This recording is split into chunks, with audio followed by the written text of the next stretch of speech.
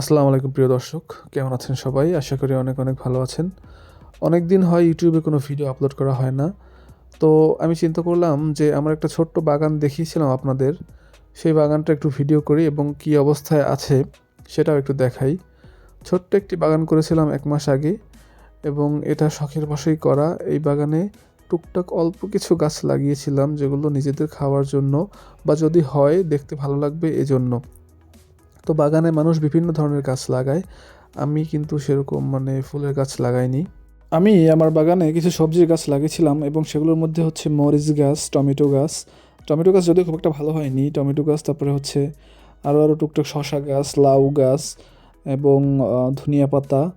তো ছোট্ট বাগান করাতে ধনিয়া পাতা যা লাগিয়েছিলাম সেগুলো খেয়ে পারতেছিলাম না। এই যে দেখুন, বেগুন গাছ হয়েছে কিছু এবং সেগুলোতে বেগুনও হয়েছে। এই যে সবুজ বেগুন একটু আগে দেখতে পেলেন আপনারা, ওটাকে বলা হয় কালো বেগুন। আমি সঠিক নাম জানি না। শখ করে কিছু গাছ তো লাগালাম, কিন্তু এই জায়গায় খুব একটা রৌদ্র পড়ে না, যার কারণে দেখেন এই গাছগুলা লম্বা হয়ে গেছে বেশি, পাতাও সুন্দর আছে, কিন্তু তেমন একটা ফুল হয়নি, বা ফুল হলেও খুব একটা ফল পাওয়া যায়নি, কারণ ফুলগুলো ঝরে যাচ্ছিল এবং রোগ আক্রান্ত হচ্ছিল বারবার। কিন্তু এই যে দেখেন রৌদ্র, যে জায়গায় রৌদ্র আছে এই জায়গায় কিন্তু মরিচগুলো ভালো হয়েছে। এই গাছ কিন্তু খুব একটা বড় না, কিন্তু তারপরও অনেক মরিচ হয়েছে, কালো কালো মরিচ ছোট ছোট এবং অনেক ঝাল। আমরা একবার পেরেও খাইছিলাম। এই যে দেখেন কত সুন্দর সুন্দর বোম্বাই মরিচ।